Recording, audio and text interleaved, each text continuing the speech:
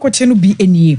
And a romance of an opinion for Banai, Adam Paye, and an antias shall so cramantemu, and once and some Edeberson. Ebeto just say Ghana Madisha Binama yetre de tia Ghana Timwa for Titru, a fun trumu case ya, na a Supreme Court, whom and I'm so, and the Ghana judge for Akasa edi Sasuno, a bina bagana for so. Na Chadana so dear ba was a woman do much time na.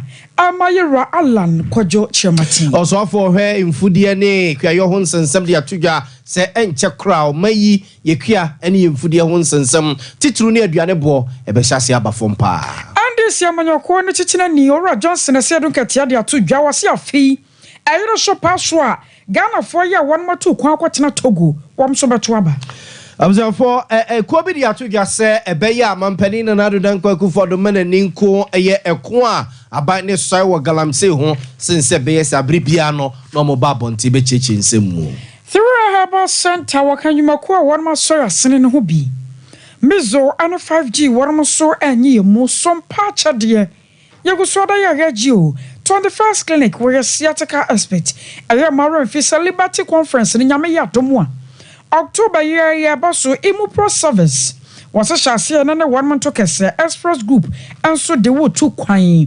And Mako Webber Pabaka 1 month and Padia Tropa. Now one so corner 1 Mako dim como. As soon for Bano Nefia and Mrea. Yachana Sabakan can send me diama way. Meeting any.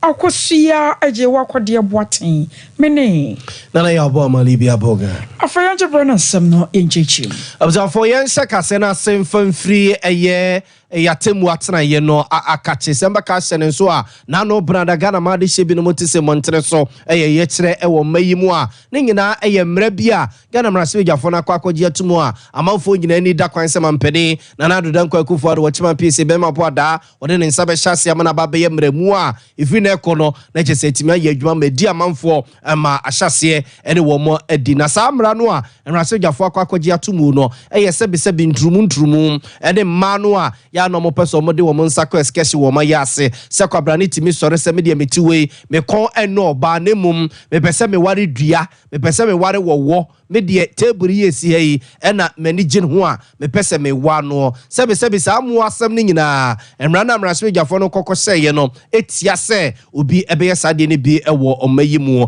na sabampani de ne nsa be hyase so mfa ne nsa enhyase no ena nipa binom so efi se samra no sabampani de ne nsa kokohyase a ebetietie nipa binom omo efa hodi eso enu nti omo atabire mra de akwakoda Supreme Court o my Ghana ye court batai no se Supreme Court atimafo ne ntrase na mra no so metwemu a omo ehwese omo ebetwemu anase omo hwe na mampani na nadodan kwaku de ntimi amfa ne nsa nkwankwahye mra na se ne sa atenetire bi wo mu a omo nsa mfa nkomra se begefiem na wono enkonkoye enam so emamra se begafo a omo edi animu eye takra wo dwom kese twobo ye emamra ye gitu mra se begefiem no emu baako ene honorable Sam Georgia oye NDC mra se begani o mra se begefiem adehia ewoni ngo prampram abato mpesua so na no branda ye kire course wo no na se woni nsase ye ka kire won nsam a omo ekeka ye ede kire Ghana judges num tituru no wo mo te ye court batai no so Supreme Court de ne se woni nsase ye ka kire wo na ene Ghana judge fo nyina omo eku batai kwa ye nhyiemu no mo nhyiemu na se no na omo de ababetu gya se saade no a honorable Sam Georgia wo ye mrase bedwani a onim ekwan a judge fo fa so di omu dwuma ene ekwan a emra ekotom mrase bedwafiemu a omo efa so gitum eme kopie mampani aboboa no ema mampani esanye emebe pia judge fo ne nsemo no onim saade ni nyina odi domani mo mokoye ye kire etia wo mo judge fo no wo mo adi ne ho yaw pa ene biam susu nsem bi okan ye odi wo matam eso pa wo mu no wo mo adi ne ho yaw a wo mo efi se ye koyanim so man ayede kabimam kabi eye adwuma no ene kwa se saade ne ye so Ghana judge fo nyina wo mo ekubatan kese opani oda no se president Justice Henry Kofi ne nsema eni. The Registrar of the Supreme Court, Her Ladyship Elaine Ofe Ayes, issued a press statement and give an update on the two cases. The summary of the Registrar's statement was that the parties in the two cases had not filed the requisite processes as required by the Supreme Court rules, CI 16, specifically in respect of Richard Sky against Parliament of Ghana and the Attorney General. The registrar's statement showed clearly that there is pending before the Supreme Court an application filed on 1st October 2024 by Counsel for the Parliament of Ghana, which is the first defendant. That is a motion for extension of time to file the first defendant, Parliament's statement of case. Now that application, which as you know is pending, is yet to be heard by the court. In effect, Richard Sky and Amano Odoi cases are not ripe for hearing. And the press release of the Supreme Court Registrar made that very clear to everyone who read the press release. And yet, in spite of this clear statement by the Registrar on the sequence of events in the case, on Tuesday, 8 October 2024, a group of people went on demonstration and sought to enter the Supreme Court premises. Not only did these demonstrators seek to enter the Supreme Court premises, but they shouted abuses and insults at the judiciary as a whole, at her ladyship, the Chief Justice, and demanded that judgment should be given in their favor in the LGBTQ cases. Now, the conduct of the demonstrators and their leaders, one of whom was a member of Parliament, and the behavior they put up, and the insults, left much to be desired. It is worth pointing out that every court, from the district court through to the Supreme Court, has a procedure that has to be followed by every litigant before the case will be ripe for hearing. And no judge, not even her ladyship, the Chief Justice, can torpedo that procedure and the rules of court. When people who are supposed to know better seek to stampede the judiciary, to attack the judiciary and to cause mayhem, that is a threat to the judicial institution and all that it stands for. How could anybody who knows and who should know better and who knows that his case is not even ripe for hearing get up, shout from the rooftop and ask for judgment to be given in that case? How can a court give judgment in a case to which the parties have not finished filing the requisite processes? Observe to way Justice Henry Kofi Ghana nyina yatemu afo kabomuku openi awoda wo mano se president na yete no enken ana wonkramantamu na anya semketo okra Roma sorry na mpanyimfo akuku damachichiro pa ana wode won ho ebomu adam paibone na ntia so wonkramantamu a na wopeso wode kira Ghana man nyina sa galamsey no ekoso no womoso abonyo so na sabe mpeda sa kwam ne ho kira wo maka na mu no nkire se yemfa yansa ne mienu nyina ni di anamso nti wormo sia kira ban ene wormo to gala no say Roma asafo no empanyimfo nso asode ya asade wormo kasa aditia ebra na nantia na paibone ekoso wonkramantamu no yansam trofo ko Reverend Father Nicholas Alzini ekasai ema wo chechimu timu pa na etechi yo intino nyomu ye pa de mancha dan fama so anko ho but me fo say wo ye bibia mra da ho anti wo fo mra ye oman mra wo fo mra say do fa kwan say do fa so but so mo nye ade a enye that serious ye pacho omo fanche omo na omo mrefi em say omo wo good intention but maybe the way they did it was a bit not the way we all expected.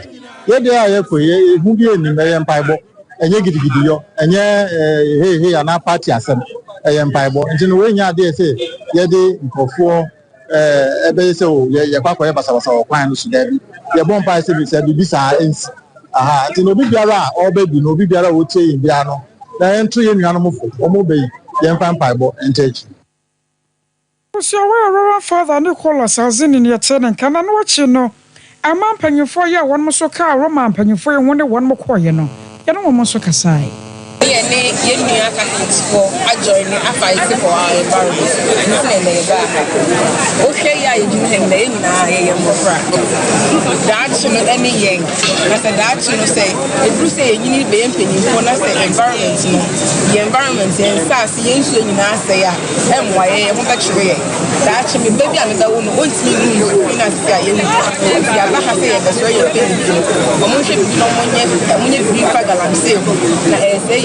say and say no many hard. The Australian penny for say motion almost yes how make me walk at sugar and almost some say green faith is not just about Christians, it's about Islam, all the religious bodies in Ghana.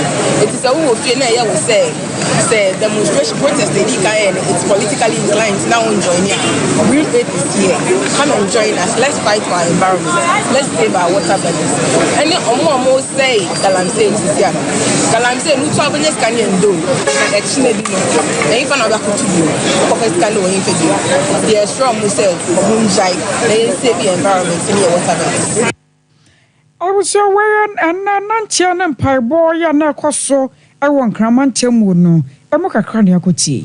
Observe eguso ademu galamsey nsemi ya hona NDC mranche dem aba wako bi o mato den say NDC youth for a presidency de atugase galamsey ko no omofi se bebia ya ba bedro no enya krokro bio na enya defesem ebio eye ne den ene ani bre na wose mampani na adu dan kwaku for na banye wo mo de etuase wo mo efi se bebia ya ba bedro so man no yen sase yen suo yen fudi a ese bebrebe no ye dum pemprenso a siam ye ni anya dene ni antinte su kokko anchira dese no a wo mo eye sade no a dan koma binin su dokodoko ya mu a ye bebagu ya de paso akesu ye wakase nyansene na bade no ho bekọ atwe setete wo no ba pade ama ye nyina se bebia ye dro sese no otwedi amponyankrompon ne pa ene na gudi ode ache ya asase ase no ye ya dese no ye ntimi entubi na mo China fo no a o mani nkete sa ade enye no e de plus ne minus the equals to ene tutu wo mu din no wo mu mom na aba begu ye nsase so a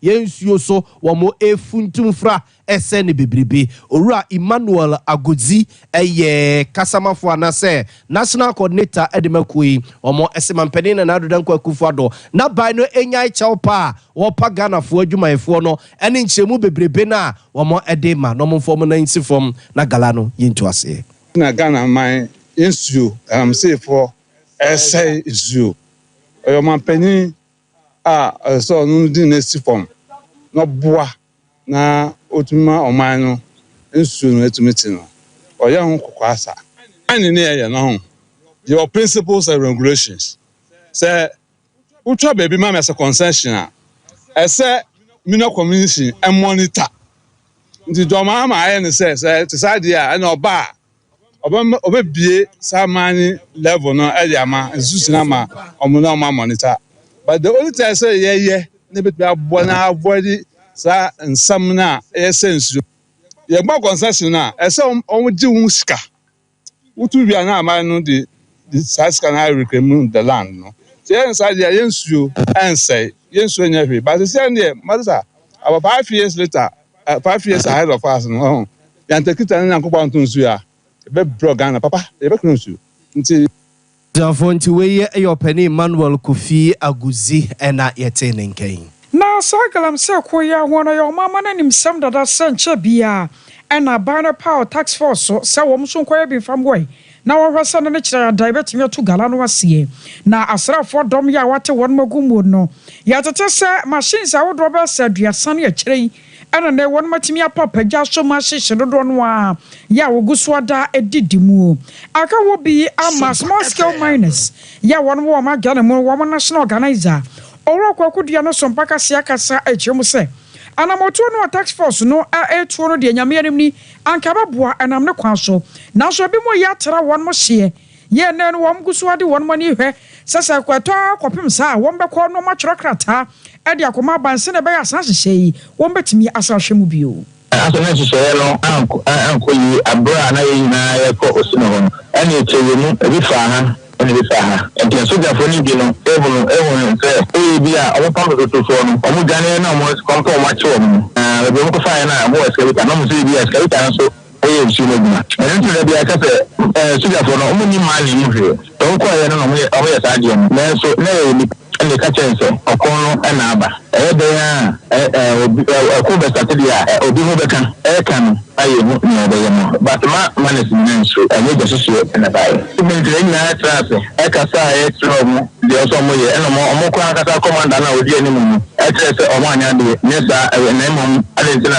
moto ade no ɛkɔbɔ mu no nso bi a na ɔmo se na ɔmo gu nsuo no so no a ɔmo sika fine no na ɔmo dwane nanso na ɔmo no nso bi a saa machine no so ka ho na ɔmo de bɛyɛ saa adeɛ nti ɛyɛ na ɔmo hu saa na yɛ na ada bi no ama deɛ ne machine no hyeɛ no koraa no ɛnɛ koraa ɔno koraa se ɛnyame anim ɔkɔn no ɔso yɛko na saa kyamfaafoɔ no firi nsuo no so na ne machine a yɛahyerɛ deɛ ne kyerɛ sɛ ɛkɔn no ɛsɛ ɛkɔn ma nsuo no so nyinaa ɛde da hɔ nti adeɛ a yɛn nyinaa no ma asomdue aboa mu a ɛfa bɔne bi ama yɛn asɛ ɛfa bi fa ɔhena no ɔbi so ka kyea mea no sɛbe ɛkɔɔ bi na manka bi deɛ na akɔyɛ dɛm yɛn nyinaa meto anamɔ sɛdeɛ mesrɛ ghanafoɔ nyinaa na organise leaderfoɔ nyinaa ho sɛ saa nkurɔfoɔ wei na ɛyɛ adwuma wɔ nsuo no so no nti ne kwaa sɛ yɛde baabi to gya sɛ ha ne yɛkɔ anaa ha ne yɛba na mmom wo a woyɛ small scale man na woyɛ si machine a woyɛ adwuma kamakama no so yɛ ne biara ma sɛ bɛkyerɛ o machine deɛ si yɛ no deɛ ɛno no sɛdeɛ ɛyɛ san kɛkɛ ɛdɛ baeɛ and address and the American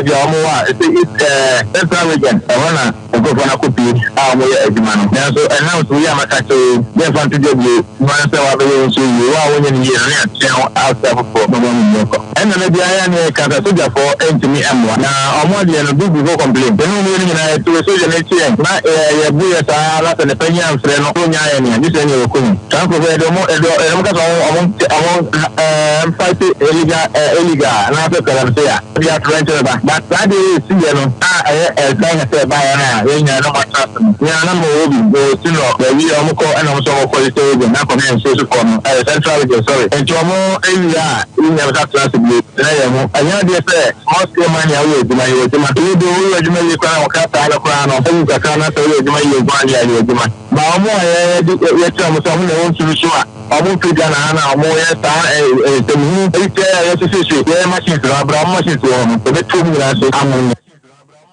yɛbɛto ɔmo nyinaa sɛ abusua wɔyɛ small scale miners wɔnom national organizer ɔrɔkɔ akudua Abzanfo yɛmfa free galamsey nkomo no mu kakra na afei yɛmfa mo enko yekuayɔ ɛho ensem na emraso adwani ɔbɔ emraso adwafie ma adehye a ɛwɔ kowa betivia baton pesuase ɔno abo Brian Champon ɔno akro no a ɛna saso yɛsoafo ɔmaye yekuayɔ ne mfudie ho nsensem ɔhwɛso de atodwa sɛ aban no ɛde nhyehyɛ piegu akwam pa ya emretia wane bosome bɛ baako ne mienu odi anim yi ganafo we bɛkɔ akoyɛ ne yade a ɛnkɔ yɛfuru yade bɛhu se yenuane ɛboɔ ahyase a ɛtete ba fom pa bɛkɔ obibia botumo de sansame tudwa wabra no ne nsamtwefo di nkomo na nsamtwefo twena dwene ɛde ɛsi ɛyɛ pa ɛsi wosrem ɛne manta hudo bia afi nsuo ntima nhyɛda anto honomu a wɔne yɛhwɛ pɛtɛtakrem ɛfiri sɛ nyame amfa kwa mu a ɛde kombra ne bɛbɔ mayimo ɛne wɔkyɛ sɛ abayɛ twasika kɛseɛ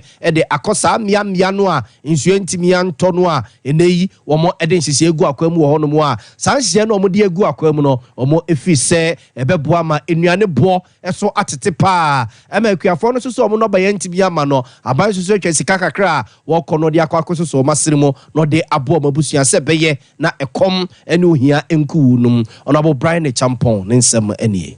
We are putting in another $80 million worth of input, largely $60 million in fertilizer and 20 or so odd million in seeds. We're pumping that into the market, and so we should be able to see the price continue to trend down all the way into April, May of next year, and we're confident about it. It's not just a projection, it's projection based of planning. If you look on the screen there, I have 839,000 farmers across the country tracking their activities. Every one of the 830,000 farmers. And every day, the number keeps going up. Today alone, we've registered more than 20,000 farmers, just today. Well, we are registering farmers in this country so that we're able to track their activities.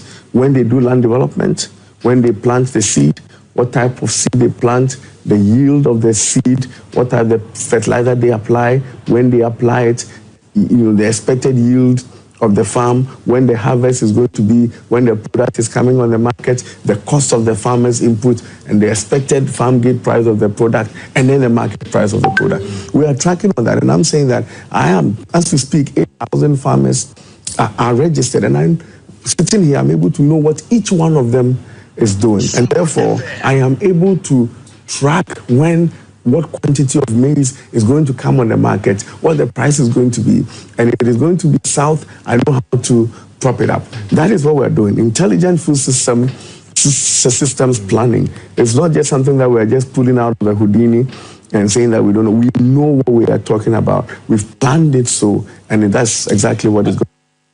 Honorable Brian Champo, Yamraswig, and your warm Raswig, Fima, this year, Woku, Abetifia, Baton, Pessia, so no acronoa, and as I see a software, or she your own incense. Ora, Alan, Quajocha, Mate, Papa, and Yaberpa, Safi. I better my gun, or Conyanos, some penny. Now, then, to a boy or Gusua Daya, what boss said, I was swimming noa. I can't hear him gun for better, Siano. What a cocoa PM water there, and the hen and none being sorry or tossing in sa. I walk with you, Como. I want none to be there to jar at your say. Area some your door, and yet, now we have a partner.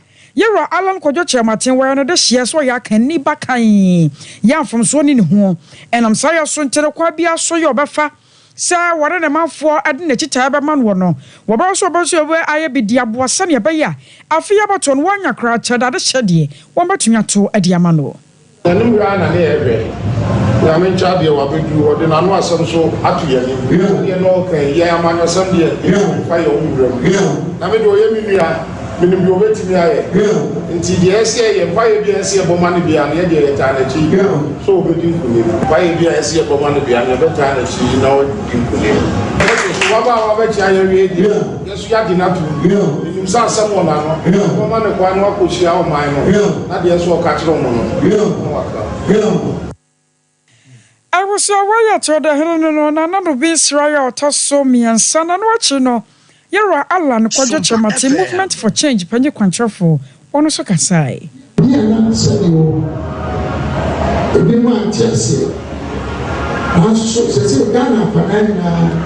child says,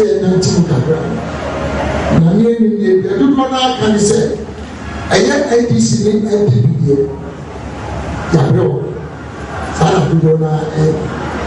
And you say, you are not the woman first.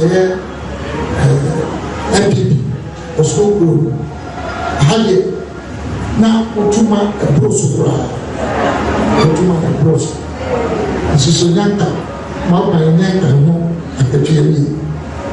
No, you know what I say. Say, here, there are some you know. I get NDC, NPP, what now then? Now, still, not a home, a child, say the Muji there. Now, they didn't get Australia, I say, yes, I'm from then.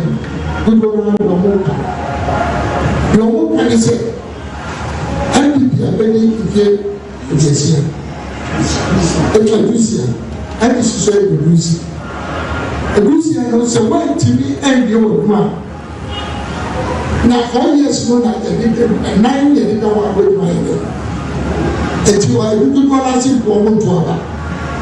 Sana, Nemo, you go, so make what holy. Now, your book can say, I will say, and I'm saying, about here. On the young Samuel, already eventual one. Until the chance said, they walk on in a million and trusted with a man at yourself. But you go here, said you and to be your children. And you told me a chance for you. Until and I'm going to be I was a test. At that time, we are not having so. As you say, it's a little company. Now, the little ones are all your kids. Abusia movement for change. Yera Alan Kojo Chiramatin wano any dianimu. Abusia for Yera Alan Kojo Chiramatin a probono amanansu ono mwa wasa echo 2 former rehine bafo or say share my brain tua otoso eye ensia okone naso ewo eye himan ekokochia eye otumfo ma rehine na okọ honom no na ma rehine de etu Yera Alan Kojo Chiramatin ne mo se na dwuma oyeye emra no ye so for show may mfidi dwuma ne dwede hu nsensem so a oboaye ema ene yewo African Continental Free Trade Area o matra ye kese si Ghana mema say yewo one district one factory ene sisi pinu a wode eba ye no a office bebia Ghana ya ba bedro no ono no seso ene hia ne se udi o manenem na obe mampani no de o mane ekobo asase so de say de o my Ghana bebia ya ba bedro ne ma twede amponyankrompon de adom ye no o sanka sabre say ya hyase na yesesa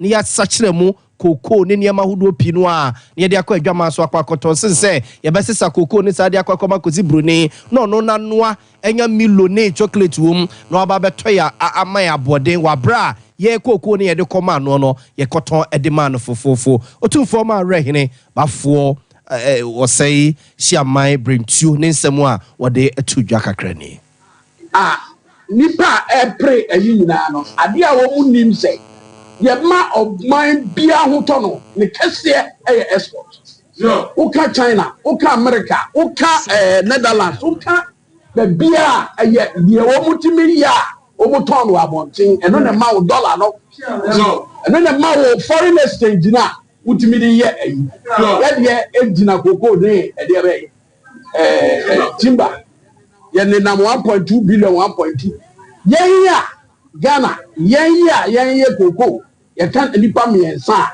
ye produce koko e wo gas 70%. Ye nya free mu e 10 billion. Netherlands wo mu produce bill ba koko. Netherlands nya 25 billion from koko. Ya tena 1.2 billion ya bepem sabre. Papa ya daroma o se me se nimfa boso me miensa every year miensa ye free 270 million enko 1 billion ono ne betime di me dance in 18 months na ya hit 1 billion so ya me bomba ya me say obeba no the exports some take African Free Continental Trade akofa ba say Saman wa me di president minim de wo besomu abeye sadjuma no ho na export kese no wo Africa yesika ko bani na afa na won ko ba bi akotua a friend say duty anase waka ni nyina abu e na dream pa e wo ni timunti ode abagana ene ededa ho ono ru yi ni hu free mo no sa me o ma ni na e ko mimi de se me draw forward the man wa na ye aresemu a me wo one district one factory nipa bebre enim be bi efiri bae onu emu no de bae ne say me ti be bi am ko e ne sika ta ho $200 million Sompa nya engofo momo e me fa bosia no fa nya Abusiafo nti weye eye otumfo ma rehine bafo osehia my brain tua otoso nsia ne yete ne nka osira Yera Alan Kojo Chiramatin na ode ne nsira nyina ede ema Yera Alan Kojo Chiramatin no na eno eche Yera Alan Kojo Chiramatin so ede adesreto nana ene na dehye wo himayanim se abato no December bosomede to so enso okeka ne masi ani a aka be 57 days ne yakwa akoto aba no wo nkoto no bum emfama no medu o mayanim na enema na bobo so nyina amfa nwa kwam no mayi emfa no tuma papa emfra obuse adawo mo ni bibia de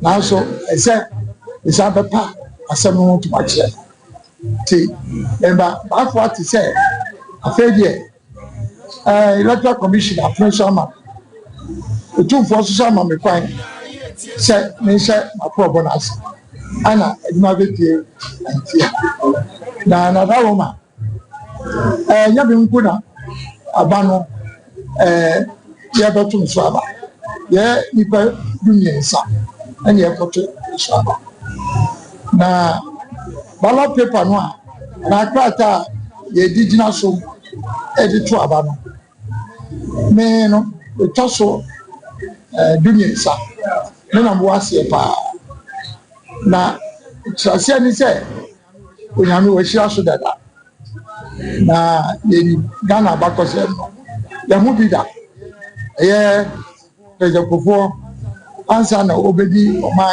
ni obe omapanyi no ono so ye hihye no asia no koto ye manya bi hira so tie de wo gidie se na daruma me paibo ene nsa wagu efiti tete nya na asem de kai asem be wa enti paibo no ana afi aye adwuma koto asia Abzanfo yɛwura Alan Kojo Chiramatin abusua na ni abere pa na ni bedie nsoja kasa America de wanane a wɔsrɛ Ghana fo sɛ afi abato a yɛto no December bosome de to so no yɛmfatumi ma no no ni ɔman yi so sɛ mampani na ne tirimu po GTP ɛne ade no wɔmfa nyɛ adwuma na ɔman no ɛnkɔ n'anim yagusuo da wɔ amanyɔsɛm na andesi amanyɔkɔ no kyekene ne Owura Johnson na sɛ dunka tia na proba kopie mu awa gote mejo pɛ abato mpɛsoa so Ghana ne Togo ahyia so pɛ ɛhɔ no ne ɔmama no kɔdi nkɔmmɔ akyerɛ sɛ yɛ Ghana ni wɔ America mamu na eduru abato a wotumi ba abato aba no san so na Ghana fo a wɔn Togo nso wɔn wɔ saa kwanya na sabio nipa binom yɛ wɔn madwene sɛ afia abato wɔn ko abɛyɛ wɔn kyenkyene atwan a ɛnya de andi sɛ amanyɔkɔ no bɛma kwankora ɛnam so nti wɔn mo ka de akyerɛ Ghana de hyɛ wɔn mo tu bata na wɔn mo akɔtena Togo nyina sa afi wɔn nyina amra fie osan sɛ fie ne fie baabi anso ne ha Ghana de ɛha no yɛ nam so nti wɔn mra no mato aba no munyi mampanyini yɛ Rajon Dramani Mahama sɛ ne bɛyɛ afi ne yɛ nuanom a wɔn mo te Togo mamu ɛyɛ Ghana fo rehwɛ no wɔn mo sabatumi aka ne yie. They will find every reason to prevent you from voting and to prevent Ghanaians living in Togo from coming to their own country to vote. And these are people who pretend that they care for Ghanaians who live outside. And so they passed the ROPA law. And when they were preparing to pass the ROPA law, you know which country they went first to talk to Ghanaians? It was Togo. So the logic they want us to understand is that if you are in America, you are Ghanaian, you are Bobeka Shenenswa, Nanu ya, Mampenida da John Dramani Mamani Asofu Binamusiai, I want Crapompede Mantemwa, or the more eco jam paye, Eddie Eguno, Sofia Batuono, yes, enye. Honamni moja so hu abatoɔ no mo kono hu munsem nyina ererem ntoto safra asofo no amamoko dwampa ye egu no so a ewi ase ye kese komsha asofo no binom hyehyeye na no na aba beye asɛm a baabi abefa bia wo mai mo Ghanafoɔ yada na prawa na mewe ne dwedwedwedwe etutu na srani abasa na Honorable Samuel Kofi Atachia wono so ba beka bie no ene wo kyese he afia bato na ye kwakoto no se ma hye ne nso a asɛm ampani abede eche Dr. Alhaji Mahmoud Bamia na ni abede pa ye nto a wo bɔ no kyese wo pade Every Ghana for ho no mampa bibia di ho adanse nanso NDC fo nhyɛ da nyɛ campaign bia ɛna ɔmo de kyesa aba no a yɛ kwa akoto no mayɛ no huhum nsɛm ɛna ɔmo kyina asɔfo so ɛne adunsifo so ɔmo mom na kyesa ɔmo nwampa yɛ ma wunum sɛ bɛyɛ no betimi aba bedi nkunim ɛwɔ afia bato no mu Honorable Samuel Kofi Atachia kyerɛ sɛ saa akɔmhyɛfo no ne adifo ne adunsifo na NDC na mo so no ɔmo ne ɔmo yɛ ne nyina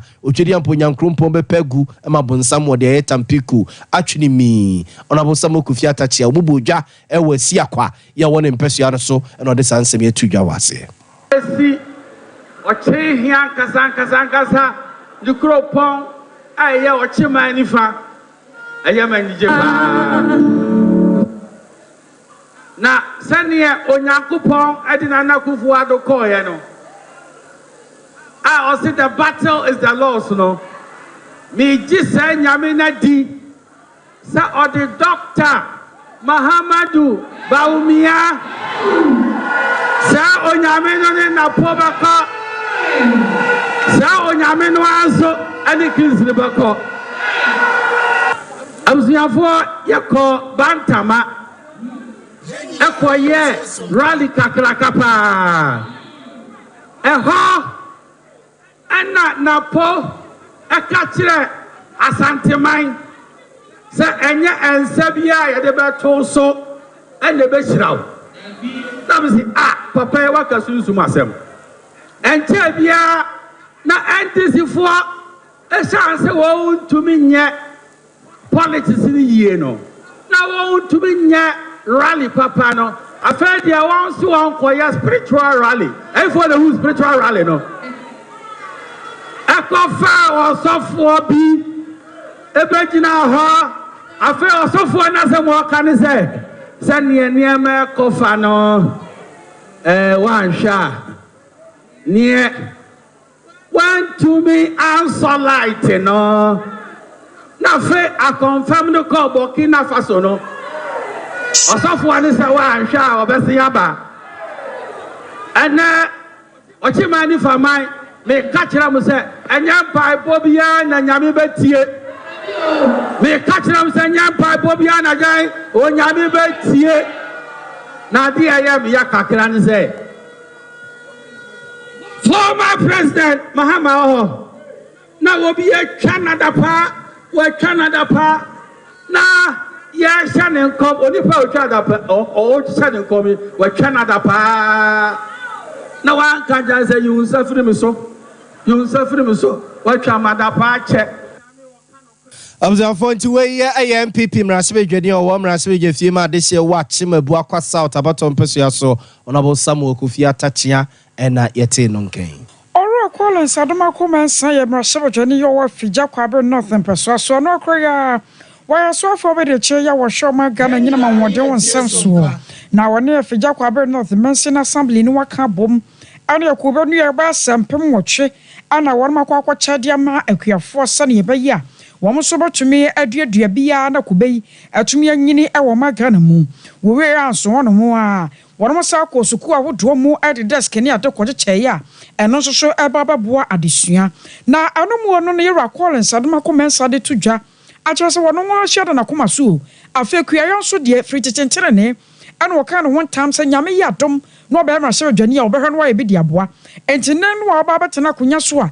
Never shall wabem one and say, I was where ye be the one not the month for so, woman need a to me gen we. And Biana in Kune, ye KB already no yacha 500 and then yes, I bet 300 account. Let's say within the space of just 2 months, no in Kune, Yamiadum, yacha 800 with Jacobin Kwa. Na me DC Kasa. Osi abana ye kwa kotono my politician dey my politics kakra mesremo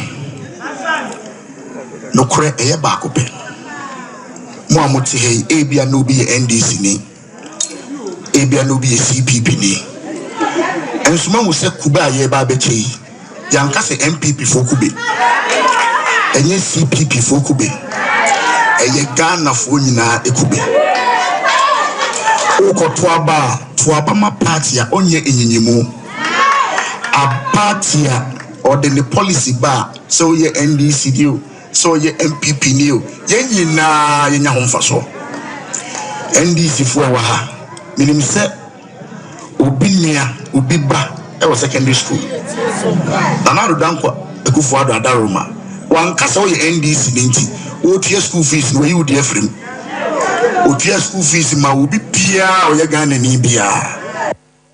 Na anu chi no ba ka chapanyiri ya wo Fija Kwaber North. Man sinu mu wor manyafo kakara chamfo. Ono so kakara to aso. Na hedi nyina. So bia mi sinu ma ba ho. But na ye ba site you know. Other MPS because omuna e ka say o say ba site initiative say emfre contractor. But contractor me amini e jumada. For the market. You want to obesi e so decent. Oye onye ni bia me yemi hihime. Dide na me kan say obi ya adesi a omo ankwara e be fo mo abaye adwuma no. Kono ebo se me di wia ne anade but nemeti muka fortunately for us need a big crack to a bit. Yes, agenda bo my near meet me and I do me sorry, yammy, cement ne a 20 bones of weeding and Muru Johnny. Yamay near Congo. The Biba Yajumanam Tate is a Yanokobe Jayo. nti we die be ma te se ologboni akwan bi ama afei ane akwefo ya wo so ko be wo kwagye bi no ya ne bi nso di nkomo amunya ohuma amunya bi ankoso pasho menye ku pasho me ko dia ehwe so yi ko shira no esa so bebe wo ya no kura na ko doctor ke ko so ko ko nso ye de enu na ya no bi etimi de ya ma me de ko dia amane ni na skam gumu bi de nka ababa haje ataba so bebe na wo so bebe nya anwa afi benya aduane afi benya ni nhyia afi osram bebe amu yifi ye dia ra nhyama na mama mo pata kwa so da bi atonya 5 adien fa so so fa nti ye wa don baomia woni ne MP Collins Admakumensa omo hu se be ya adien fa so so ni ye pija mem hansu piaye eni ye pak ye tibrabo enu nti no mama ye nkube se giant fancy ye mfu do eso ya de bebre na haban ni hu bibia ewo na eyi through a herbal center ye kan for ade amount sa wonya bia ababoa wo na wo kokko no etoase aguso ya de ba so ya na ye wo nam so nti wo to no atadupa na wanonom 0546 107 107 0546 107 107 ahwe na apesa okọ woda achi akwantuo no apesa wutuo no aye Holland na ana Canada New Zealand Germany ana Canada ani na kwai express group na de wutu kwan no waso kwa kwasua de kwai adwuma scholarship bi ana ticket bi na wo peto holidays bi a aye won mo nchen wate wobabua wo kama wo wasafo labor runabout wo kwa Accra nso a wo wakana shi first light 0249 00 0448 0249 00 0448 afa wo bi nso a wo bi adwuma oyo ona wankase wo adwuma na ye wa wo dia enye obi na abie se hweso afa nso obi wo no afa na ne de no wo fefe ba anko obenya na anko nya ba bia anko betu nioma na de afri obenya suppliers a wodo obenya manufacturers na se enioma na kwa na ekoso de ma no wano wose ya China konto ya ye betu e wodo ho bagim e na makomako enson ba bia obeda ka ho aduane a wo bedie eno achi no o take it ni ade bibia ahyehyem aya $2,499 pe eno no ye kwa China yane ma empanyimfo kukuda nyumako ahodo ene ekodi nkomo kyerekye ahodo bekoso bagye wo namba na yeso agye de saa etunya bibia wo frɛ won ma busua eno ne se wonsa eka registration no date ni 23rd October year national so an se enu 8th November de na se bibia so ya yetu bibia ne afra ya homa ye 0244 92 4593 024492 4593 Liberty Conference ye kan for dia mawo oman no yodubuache abusua wono ene dia nimu eda no ampaye a ejapa ya ton sade afra adwomto fokuku dam Georgia ajeyi woka ho bi Minister SK from Pong and after Minister Kwame Jedu won nyina ka ho eda no ye 26 October ntia no wahye no so anopano nsia pepepe Jubilee Park ye bubu mpokere bia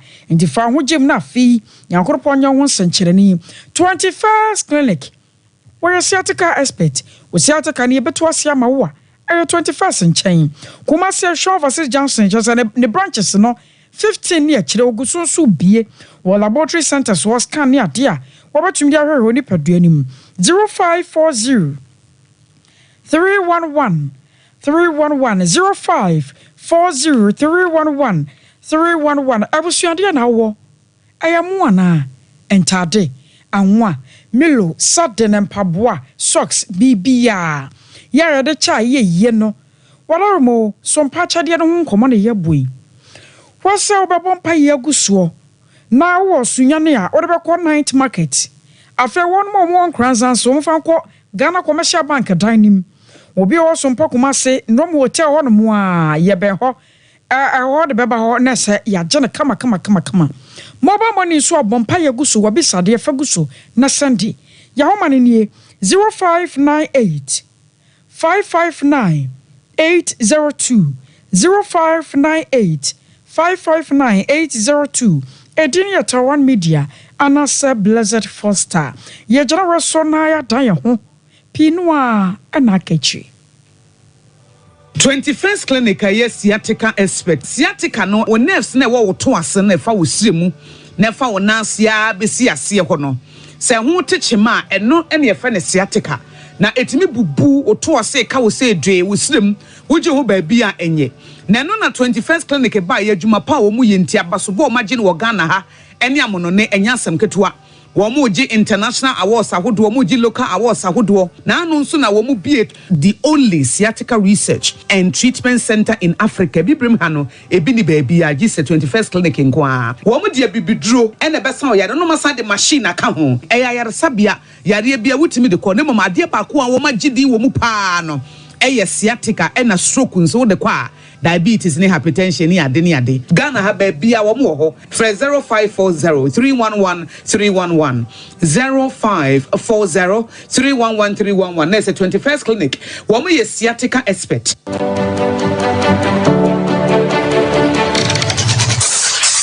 Introducing Mixer 5G Sparkling Drink, a whole new refreshment in a can. Mixer 5G is a tasty non-alcoholic drink. It is a perfect companion for all your events, including parties, weddings, and funerals. It is made with green tea, ginseng, guarana, grapes, and grapefruit. Get refreshed with Mixer 5G Sparkling Drink. For bulk purchases, contact 0246 270 221. This advert is FDA approved. Brakasa ye duabon waso a ne dwumedi wo nipadua biara pom den ene na brabo mu ne hia yi pa enye brakasa nko nuaba ne haban bi te se ko nsusu a abonwono ne dia akeka ho no kura enwanunu ahodo a ekwa animu yi ankasa brakasa ne sa nuaba yi binom ne akeka bobudi afa abefo kwan so a ye dia ye brakasa powder siesi nipadua na abakwa ahodo no ho ban afri mpani yade ne yade ahodo pi ho fa enkodate de ma baako freduane anopa ne anwumre anafa enkodate de ma baako woni nsuhie yeti anopa ne anwumre wobra wodidi awie ubenya prekese powder to Kingswalk Herbal ne Heroes Herbal Accra Okesi Drug Lane Dani Herbal Kumasi Mensa Takrade Mose Pharmacy ne Greenlight Pharmacy Sunwane Kashenkari Supermarket Asantwa Herbal ne Bibidro Depot Techiman Sewa Herbal Mampong etufo mfre 0550 19 15-14 prekese powder aduane san yedru FD ahwehwe sankratu mu agiatum sewa me hu acho me na no me bisa ekra so kwa brochu Kwaku afeina mebeko menkrata krani eni me ma connection man for den kofo sika aduane ne wanya otedi musa no Express Group Advertisements according to IF4 opese otu kwan kosua dia Express Group do be call mind be to say Canada, US, Australia, UK and Germany say to anase visiting so Express Group do be call Dubai, Canada, US, Australia and Germany mo amopese motu kwan koye adwuma nso obetimi de wako Dubai, Qatar anase South Korea. If you also want to take international tests like SAT, IELTS, TOEFL, GRE, GMAT, they can help you pass easily. They can also help you secure a good job in the UK. You should make sure you Kumasi Asafule Runabout Accra so Omo Carnation First Light Tema Omo Community 18 Lashabi Girl Filling Station. From more mature for ISO 055 555 0067 and 0249 000448. Here in Ghana, when it comes to chicken, the good old days are back. Why? Because Boris B's Chicken, BBC, is here. Yep, give your family and loved ones Boris B's Chicken. Fresh, tasty, delicious. Boris B's Chicken is produced right here in Ghana by our cherished poultry farmers with support from the Ministry of Agric. Get whole frozen chicken, gizzard, chicken feet, chicken neck, and chicken liver for those special family meals, buffets, picnics, funerals, and all restaurants. Get Boris B's Chicken. It's halal, so everybody can enjoy. Wherever you are, call Boris B's Farms hotline 05 444 444 53. Ask for our branch that is closest to you and come get your chicken. Boris B's Chicken, BBC, proudly a Fiakoko.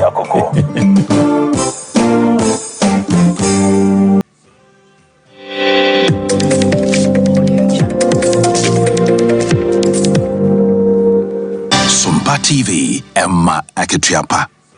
Abuzanfo esa so mama kwa ba bi oba Sompa television ye nwumre no nsia kase so ye nto ansem no so mama no yemfamo enko ensemfufuru mu na abuzanfo ensemfufuru mu ayede mu eko no ora bia yese oya latani na waba bebo ne sese wo Ghana mema se a yese fe ne emenike se emeneka o se emenike a izini di ba ko na etwa so nde mebu enye yi na yese na adwuma wo ya se won de woton nipa ewo kaso abonten so ho no wabo ne sesen a woto nipa na de oye ne se okotogu no akọ Nigeria no akọ Liberia no akọ sesa maya no aduoma begu omam no de oba no aka cho se o yenkọ Ghana adwuma buso pa obi pe house girl ababa wa no natena fia keti ode bema wo no befua wuntimi nie bedi kakra na de bia ma na busua wo fie na geso mu di so eba otimi ka se o ososo bra utimi kenkan twro kakra owura bi po bi amana ne secretary e de amana wona dwuma kese bi mo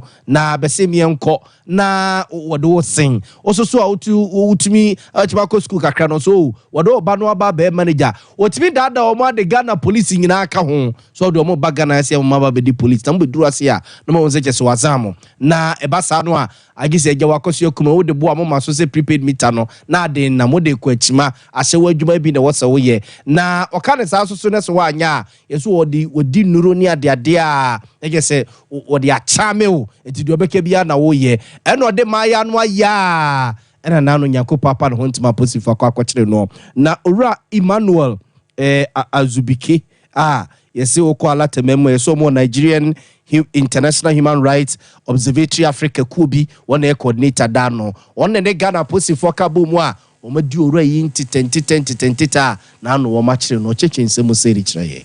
Since over 8 years, personally myself have been, and most of the Ghana security officers who have been trying to get her. Even we have gone to where she has her shrine, where she took our young girls and our young boys. She like from what I heard, she always disappear and appear. I don't know how true it is, but to God be the glory. Today she has been arrested and has been brought to court. Thank God the court has been shifted to on the 18th. So hopefully on the 18th we'll be here again. So I want to use this to ask the Ghana government and the Nigerian government to also come to our aid, because it is not easy. Fighting human trafficking is not an easy thing. So with this, I think they will know that international human rights is also working in order to ensure that human rights abuses in Africa and in West Africa is a thing of the past. What is it? Pussy Mama. Even on her body, you see she wrote Pussy Mama. So actually we don't know her name. From all indication, most of these young teenager girls and young boys, she's the one that bring them from Nigeria to this place and to Mali and even to Europe. So she is their kingpin from what we heard. Ejabsan for ese friend Mecca na ne Mecca no awono no wode no wan hwe abeka se Mecca so oyoba Mecca so e be masoso a menye mfom so ade ayese eja posifo no ne Ghana doctor for hwe no se be mpreduasa be ma yaba ibitua no ho so hu ena e ma no so mo ba ne bi so fam no ho so hu ntono no ono ko timi se da no afili wadatu in wine. So, no, any problem, gra. And in a Juma waya, and it's a auto nipa causes nipa if in Nigeria, Togo, Liberia, not do maba, or the more basoswa, just what that damwa, Chiramus, Juma Moba, yet dear, and Isika Moba says free Ghana Akono, and Yasam Kotamu Dra, no more who says a shawun or the Mobabe, or Casso, Yasoswa, it's and so one drone. Yes, any manema one huntino, naked so the handkerchief enough when him now on a woody saw the woko, Aquacoyasa, wouldn't you way? Dear Ecoswa, any idiot, refer to Biano, Yemfa and Camimo. I was to us so now. Ayrokoku of Foriasiama, where I saw for ya was sure Konya Bedia one self-swore. Nanwadoko PMO Government Assurance Committee, one morning, Yana Totananobisan and Samu. Nanona Samba Kua, Eponimu, a Babada Ja. Ghana Airport Company Limited, one more jume for binom. Yes, so one more the anyone mako can be. Aqua Piemo, our Belgium, a moons and someone tis out me for na. Ya pamo one more moko tenefino, a moon summer at a saying. And no, I can be more than for the to jar out as some crowd. One more weirder that na a nippon one answer me for no. Now one so say one who bomb nam one more sassy. Amasako kin no Aqua Piemo Belgium no. One we say musun sabrobe. Have they been fired or they've been cleared? They've been cleared. So nobody is being held responsible for this 8.5 kilograms. Because international embarrassment. Because maybe per our mode of conduct, per our standards, maybe they were not culpable. That is what I would say. Maybe they wanted to go into the matter. That is why we say go home. Let us investigate the matter. And if you find out that we are not culpable, you can. That is the statement. We did so. The report came and we felt that they were not. And the fact that they were not culpable doesn't mean that they slept on their job. The monopoly is a major concern. And once you have a free market, people are allowed to make a determination. But we are still talking to them. I started an engagement with them. If you go to a point in time, we think that the engagement is not working. Why not? We are a sovereign society. As we are a sovereign nation, if it is that we need to bring in regulation to make sure that they don't take advantage of us, why not? We will do that. But like I'm saying that the engagement has started. We are engaging them about the cost of the ticket. And like you rightly said, I agree with you. If the judge cannot work, we have no option than to bring in laws, than to bring in regulations to protect our people. So we will do that. But I think that there's an opportunity for us now to just try to engage them as we have started. Alright, Kwako for yes, Yamano, no, yes, for your share, Connie, Bedio, and some so you know, way. Now I'm fast, no, and see you cook over